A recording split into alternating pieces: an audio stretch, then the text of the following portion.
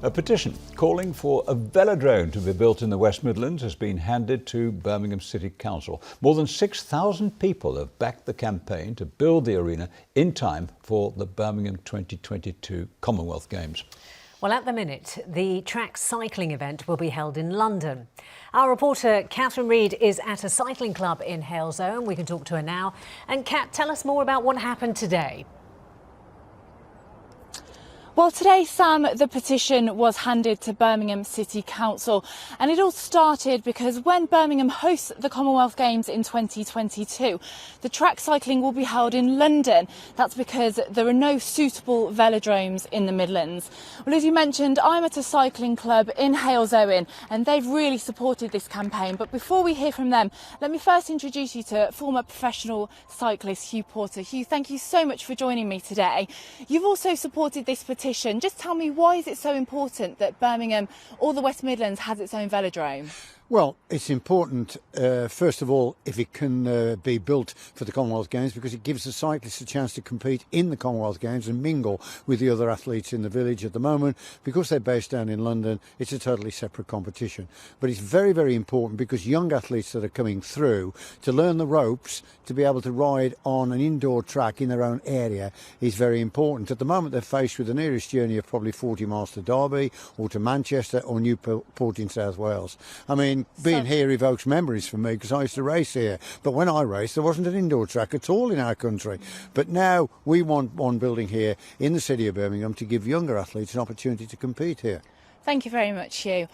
Well, earlier I also spoke to leader of Birmingham City Council, Ian Ward, and he told me that while the council supports a velodrome, it's very unlikely that it will be built in time for the Commonwealth Games.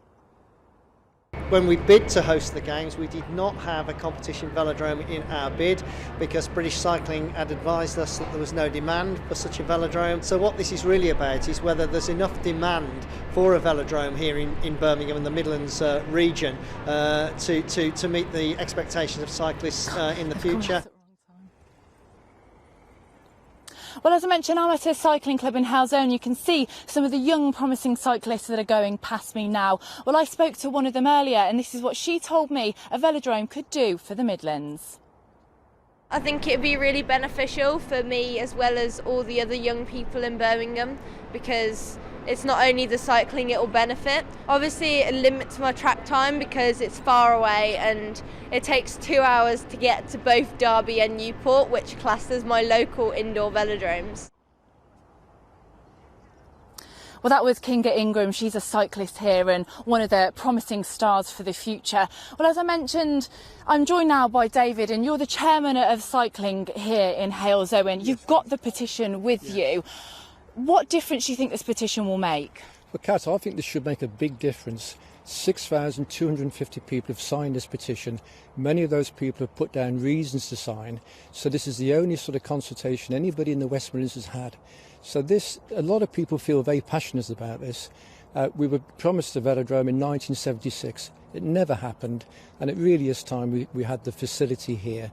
So many reasons, not just for cycling, an indoor velodrome 12 months of the year. This is a fantastic facility. When Hugh came down as a 10-year-old boy, he was inspired. Sorry, I have to stop you there.